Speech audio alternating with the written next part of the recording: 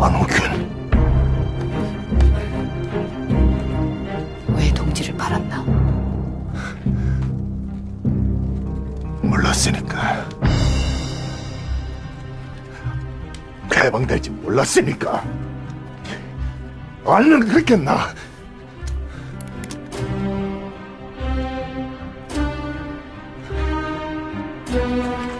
묘, 16년 전 임무.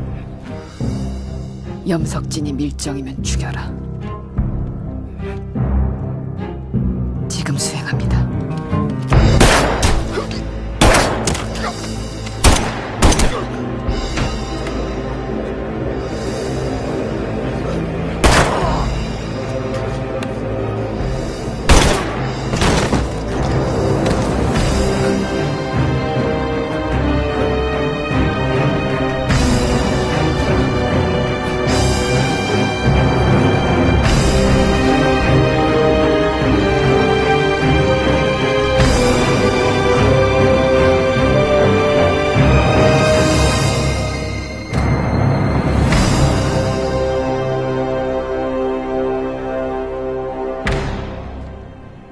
제가 이렇게 그 영화 장면 중에서 좀 인상적인 장면들이 몇 군데 있어요. 근데 저 영화에서는 딱 저 장면이 인상적이었던 것 같아요. 너가 왜 이렇게 동지를 팔아먹고 국가를 배신할 수 있었냐? 누가 알았겠어? 이 나라 해방될 줄. 해방될 줄 알았으면 내가 그랬겠어? 네, 그 당시 똑똑했던 사람들 여러분 잘 아시겠지만 여러분이 존경하고 대단하다고 평가했던 사람들 중에서도 기다리다가 더 이상 소망이 없구나. 이 나라에는 일제가 망할 기미가 도무지 보이지 않는다 해서 친일 행각을 멈추지 않는 사람들이 태반이고, 참다가 이젠 더 이상 안 되겠다 싶어서 애국자들이 친일로 돌아간 경우도 굉장히 많았습니다. 또 잘생긴 이정재 돌잖아요. 저 잘생긴 사람마저 이 나라 해방될 줄 알았나?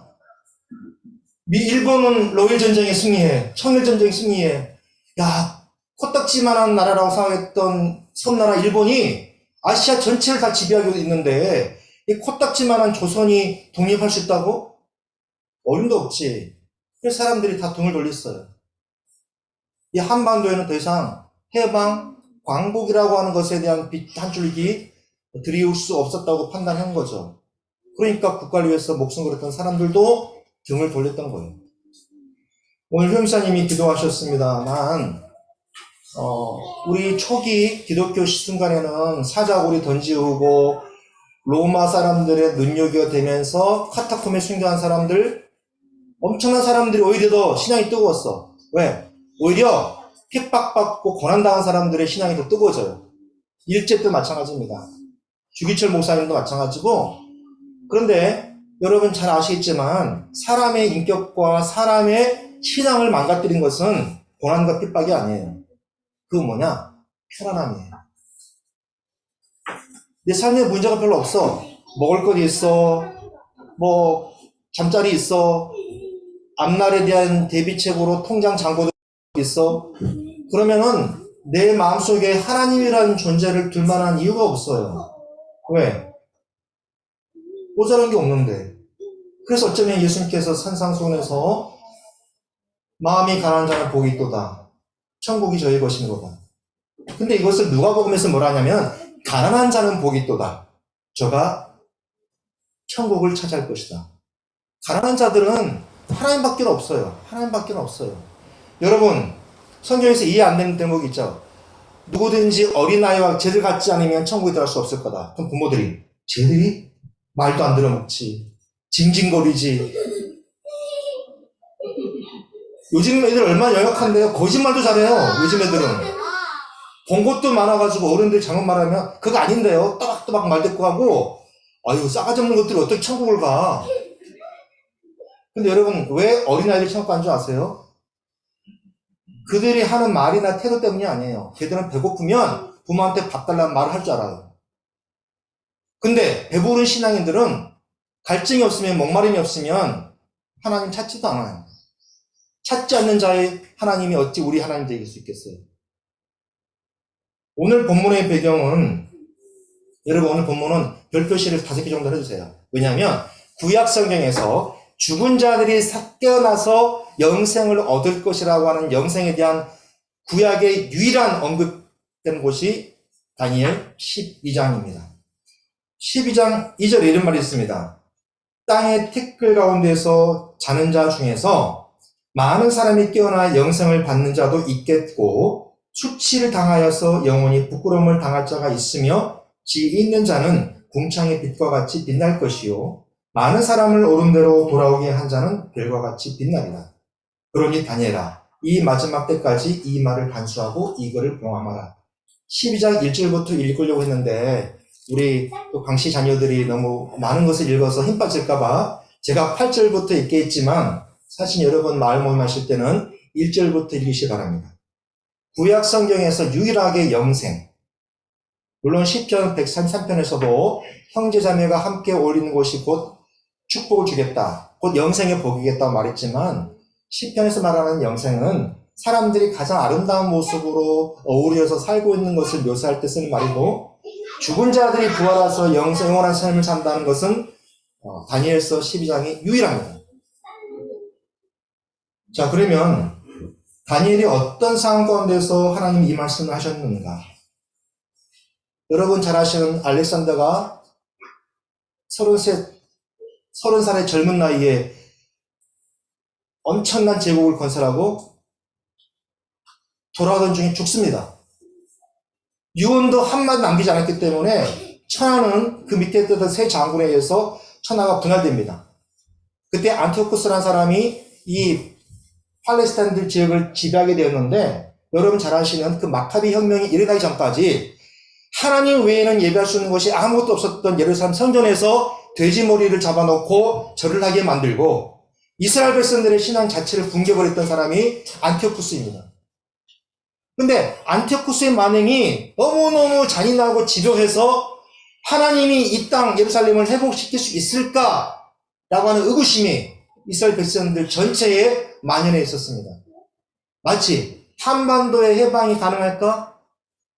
그런 마음이 있었던 것처럼 예루살렘에 저 잔인한 안티오쿠스를 몰아내고 정말 샬롬의 나라, 하나님 나라가 세워질 수 있을까라고 하는 백성들과 심지어 제사장들의 불신앙도 팽배하기 마련이었습니다. 그래서 다니엘이 물어봅니다. 내 주여, 이 모든 일의 결국 마지막이 어떻게 되겠습니까? 그때 하나님의 천사가 말합니다. 9절, 다니엘아, 내 갈 길을 가라. 이 말 무슨 뜻이냐면은 내가 네한테 할 말 다 했다. 그러니 너는 이것을 잘 간직하고 있다가 간수하고 봉함해 버리라. 그러면서 그 다음 말씀 중요해요. 저는 12장 9절 말씀이 코로나 시대를 살아가는 우리들에게, 신앙인들에게 주시는 아주 기가 막힌 말씀이라고 생각합니다. 9절 말씀. 어떤 사람은 연단을 받아서 스스로를 정결하게 하며 희귀할 것이다. 그런데 말이다. 악한 사람은 악을 행하리니 악한 자는 아무것도 깨닫지 못하되 오직 지혜 있는 자는 깨달으리라. 무슨 말이에요? 고통과 절망과 한숨 속에서도 깨닫는 자들은 자기를 깨달아서 정결하게 만들고 하나님의 백성도 자기를 만들어갑니다. 그런데 지혜 없는 자들, 악한 사람은 나쁜 짓을 한 사람이 악한 사람이 아니라 악한 짓을 하고도 자신이 무엇을 하는지를 깨닫지 못해서 이 일 다음에 벌어질 하늘의 비밀을 보지 못하는 사람들입니다. 성경에 1290일이 등장합니다. 이것은 1차적으로는 안티오쿠스의 유대민족 박해 사건이 시작된 시점부터 마카비라는 집안, 마카비라는 제사장이 혁명을 통하여서 다 몰아내고 성전을 정결케 하는까지의 기간을 말합니다. 그런데 상징적으로는 적그리스도가 예수 그리스도를 믿는 사람들을 박해하고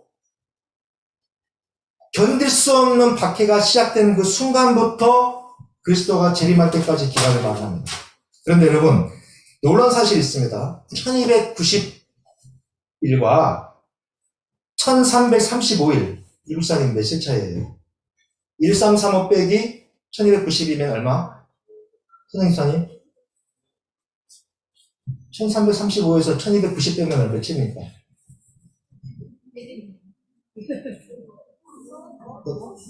너무 어렵죠. 45일. 근데 45일. 이 45일의 간극에 의해서 다니엘 통해서 전달되었던 하나님의 메시지를 붙들고 살아남는 자와, 즉 영생을 얻을 사람들과 마침내 배교의 자리에 머물게 된 사람들이 구분되는 날짜가 딱 45일이에요. 여러분 중에 여러분이 도저히 견딜 수 없어서 나 이렇게 신앙생활 할 수 없을 것 같아. 나 교회 나갈 힘도 없어. 나 하나님 안 믿고 난 차라리 돌 믿겠어. 라는 생각이 들 때마다 조금만 참자. 하나님이 우리한테 이런 고통 주시려고 이것이 우리 마지막이겠어? 라고 하는 다니엘처럼 봉해진 말을 개봉해서 까먹었어. 왜 끝나고 보면 안 될까? 좀만 참아. 오늘 제목이 뭔지 알아? 기다리라. 내 몫을 받으리라. 여러분들 기다리면 여러분의 몫으로 저 냉장고에 가득 채워지는 아이스크림이 다 간다고. 오늘 성경 말씀이 예언적이야. 기다리라. 네 몫을 받으리라. 사랑하는 성도 여러분, 우리 삶 가운데 고통 찾아오잖아요. 그 사람들은 못 기다려. 왜? 끝이 안 보이거든. 근데 우리는 알잖아요. 이것이 끝이 아니고 믿는 자에게 고통을 주신 것이 하나님 본심이 아닌 것을 알아요. 마침내 푸른 초장과 실만한 물가로 인도를 쳤을 걸 알아요. 여러분 공부 못한 애들은 못한 줄 아세요? 첫 번째, 부모 탓이야. 머리 나쁘면 공부 못해.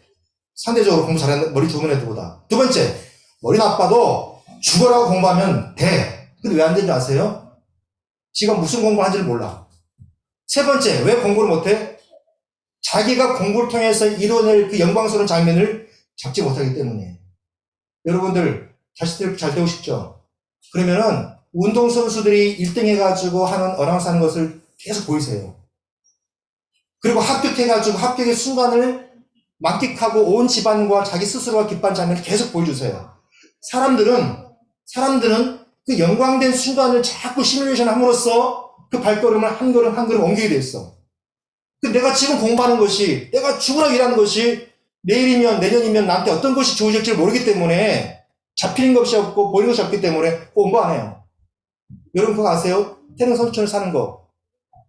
심리교육 시킨 게 뭔지 아세요?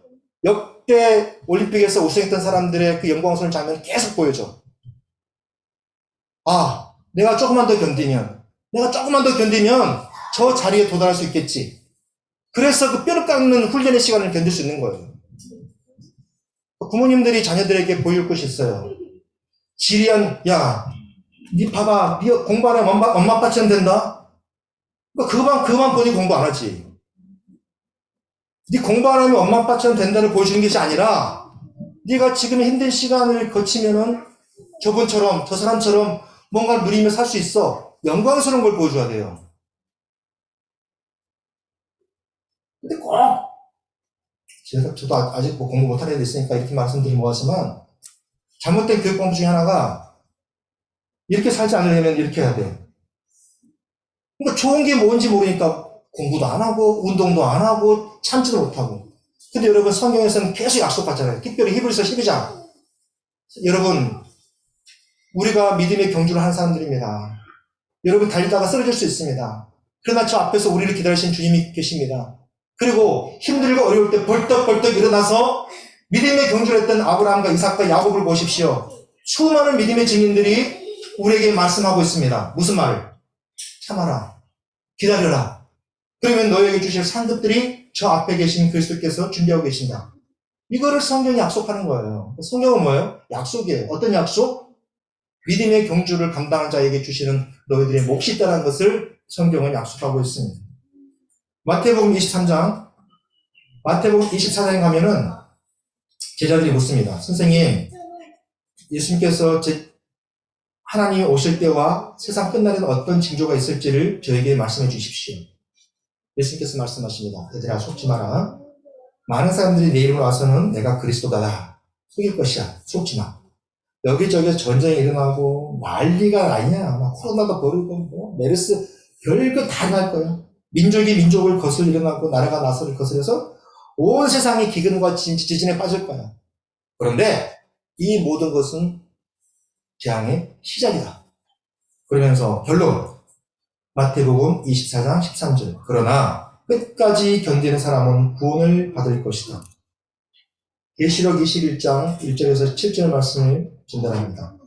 또 내가 새 하늘과 새 땅을 보니 처음 하늘과 처음 땅이 없어졌고 바다도 다시 있지 않더라. 그들은 하나님의 백성이 되고 하나님 친히 그들과 함께 계셔서 모든 눈물을 그 눈에서 닦아주시니 다시는 사망이 없고 애통하는 것이나 곡하는 것이나 아픈 것이 다시 있지 아니하리니 처음 것들이 다 지나갔음이로라. 이기는 자들은 이것들을 상속으로 받으리라. 나는 그의 하나님이 되고 그는 내 아들이 되리라. 여러분, 성경에서 아들이라는 말이 얼마나 감격스러운 건지 아세요? 아들은 아버지의 유업을 물려받을 자격이 있는 사람을 말해요. 우리는 예수 그리스도의 은혜를 통해서 자녀가 되었습니다. 하지만 자녀가 되었다고 해서 하나님께서 그 모든 상급을 주시잖아요. 하나님은 어떤 자녀에게 주시는 상급을 주시냐? 자녀다운 자녀에게 주시는 겁니다. 그래서 우리의 싸움이 뭔지 아세요? 자녀로 부르심 받은 자녀됨에서 자녀다움으로 나아가는 것. 그래서 하나님께서 내게 주실 그 유업을 상속받기에 합당한 존재로 우리를 훈련시키시고 우리를 만들어 가신 겁니다. 여러분 잘 많이 들어보셨던 말이 있을 겁니다. 티핑 포인트. 물이 99도까지 가만히 있다가 다 그 순간 되면 팍팍팍 끌어올려고 주진자 뚜껑을 막 들어올려요. 다니엘 통해서 하시는 티핑 포인트는 딱 45일이야. 그 45일 동안 놀랍게도 안티오쿠스의 그 종교 핍박과 그 돼지 머리 앞에 절을 하는 사람들이 제사장들마저도 그 앞에 살고자 목숨 부지하고자 제사장들마저도 그 안티오쿠스가 배설해 놓은 돼지 머리 앞에 제사를 지내고 자기가 믿어왔던 신앙을 포기한 사람들이 있었어요. 마지막을 기다리라. 평안히 쉬다가 끝날에는 내 몫을 누릴 것이다. 이미 우리 주변에 여러분 참 감사한 것은 매스컴 통해서 SN을 통해서 힘들고 우울한 것만 보지 마시고 정말 하나님을 소망으로 삼고 말씀을 내 신앙의 바탕으로 삼고 영광스럽게 하나님께 쓰임받은 사람들의 모습들을 한번 찾아보세요. 그들은 주저앉을 시간이 없었을까요? 그들은 아픈 시간들이 없었을까요? 하지만 그들은 하나님의 약속을 믿고 자기의 발걸음을 포기하지 않았던 사람들이에요. 왜 우울한 것만 보십니까? 왜 우리를 주저앉히는 것만 보십니까? 하나님 말씀에 붙들려서 성령에 이끌려서 영광스럽게 살다가 하나님의 면류관 받은 사람들, 왜 그분들은 보지 못합니까? 성경은 그 무수한 증인들이 우리에게 있음을 말씀하고 있습니다. 여러분, 성경에서 가장 힘든 게 뭔지 아세요? 기다리는 거죠. 기다리는. 왜? 때가 언제일지 몰라. 때가 언제일 줄 몰라. 여러분, 근데 때를 기다릴 수 있는 지혜가 한 가지 있어요. 그거는 내가 설정한 그 때를 내려놓고 하나님이 나보다 나를 더 잘하신다라고 하는 믿음이 있을 때에 하나님의 때를 기다릴 수 있어요. 또 하나, 하나님이 나를 위해서 그저 눈물 닦아주고 손수건 빨아주는 데서 머물지 않고 기다리고 참았던 나에게 주실 하나님의 상급이 있다는 것, 나의 몫이 있다는 것을 여러분이 확신할 수 있을 때에 이 지리한 싸움으로부터 믿음의 여정을 뚜벅뚜벅 걸어갈 수 있는 겁니다. 너희는 믿음을 굳게 하여 마귀를 대적하라. 이는 세상에 있는 너희 형제들도 동일한 고난을 당하는 줄 아미라. 모든 은혜의 하나님 곧 그리스도 안에서 너희를 부르사 자기의 영원한 영광에 들어가게 하신 이가 잠깐 45일 고난 당하는 너희를 친히 온전하게 하시며 굳건하게 하시며 강하게 하시며 혀를 견고하게 하시리라. 그러니 확실한 약속을 붙들고 기다리라. 그리하면 내 몫을 거두리라. 여러분, 가깝게는 우리 교회 다 멋있지 않으세요? 어떤 분은 하나님 앞에 충성하면서 상급 받으신 분도 있고, 야, 저분은 힘들고 주저앉고 싶을 텐데 그래도 하나님 붙들고 살아가는 분이 있구나. 나보다 더 힘든데 하나님의 말씀에 순종하여 더 많이 베풀고 나눈 사람들이 있구나. 우리 가운데도 얼마나 많은 믿음의 증인들이 있어요. 눈을 열면 한국교회 안에 우리 좋은 신앙의 모델들이 얼마나 많이 있어요. 그분들은 힘들고 어려운 시간들을 기다리면서 하나님께 주실 몫을 삼았던 분들이에요. 여러분이 믿음이 있으면 어떻게, 여러분이 기다리는 사람이라는 것을 어떻게 나타날 수 있겠습니까? 여러분 표정에서 안 믿는 사람들이 야, 네 이번에 아파트 돼가지고 돈 줬겠다, 야. 아니요. 우리의 믿음이 있으면 믿음 없는 사람이라면 주저앉고 포기해버릴 싸움을 하나님 붙들고 하나님 말씀 붙들고 기도하면서 저벅저벅 눈물의 골짜기를 걸어간 사람들이 하나님의 몫을 받을 사람들이에요. 여러분 착각하지 마세요.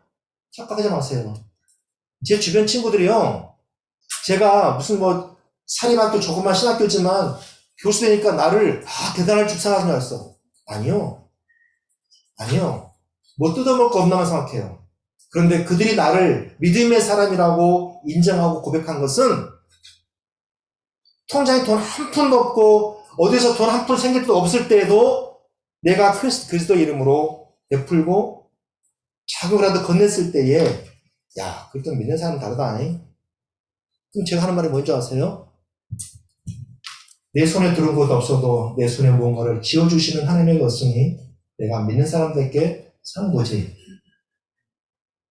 똑같은 세상의 방식으로 내가 손에 쥐는 걸로 주머니에 채워지는 것으로서 어떤 자리를 차지한 것으로서 내 믿음이 있음을 증명한다고 생각하지 마십시오. 모두가 다 주저앉고 싶을 때, 모두가 다 소망 없다고 생각할 때, 저 사람 저러다가 믿음도 포기할 거야 라고 판단할 그 즈음에 벌떡벌떡 일어나서 나는 무화과가 없어도 우리의 소나 양이 없어도 나는 하나님 한 분이는데 그 믿음으로 나는 살아가는 거야 라고 저벅저벅 믿음의 길을 걸어간 사람들, 그 사람들이 하나님의 때에 하나님께서 내게 주실 몫을 받아 누릴 사람들인 것을 기억하시고 오늘 말씀을 통하여 우리 가운데 다시 한번 영원한 생명에 대한 갈증들이 넘쳐났으면 좋겠습니다. 여러분 긴장하셔야 돼요. 무엇을 긴장할까요? 하나님을 고백했던 사람들, 예수를 주라고 고백했던 사람들이 영생에 대한 기대조차 없어. 그런데 놀랍게도 이 세상을 지배하는 실리콘밸리나 세계 모든 100대 재벌들의 관심이 뭔지 아세요? 영생이에요. 자신들이 갖고 있는 돈을 투자해서 이 좋은 세상을 영원히 살고 싶다고 하는 갈증 때문에 그들의 관심 주제가 영생이라고 해요. 웃기죠? 예수 믿는 사람들, 우리에게 약속된 영생을 우리는 스스로 잃어버리고 포기하고 있는데 하나님을 믿든 안 믿든 이 세상이 좋은 걸 아는 사람들은 영원히 살고 싶어서 그들이 갖고 있는 모든 것들을 바이오 산업에 투자하면서 영생을 갖겠다고, 영원히 살아보겠다고 몸부림치고 있다고. 그런데 한번 여러분, 하나님께서 우리에게 약속하신 그 목 중에서 저는 정말 사모하는 거, 죽음이 끝이 아니면 우리가 알았으면 좋겠고, 그리고 우리는 죽어서도 다시 거룩한 부활의 몸으로 살아갈 것을 믿을 수 있는 나와 복된 여러분 될 수 있기를 주의 이름으로 축복합니다. 기도합시다. 이 시간 기도할 때 여러분 스스로 한번 질문해 보십시오. 나는 하나님을 기다리시는 사람인지, 내가 내 삶의 내 시간의 주인이 되어서 하나님 제껴버리고 그때도 내가 정하기를 원하고 내가 찾아오고 싶은 그 목도 내가 정하는 사람은 아닌지, 이 시간 여러분 스스로에게 한번 묻는, 그리고 하나님께 기도하는 시간 가졌으면 좋겠습니다.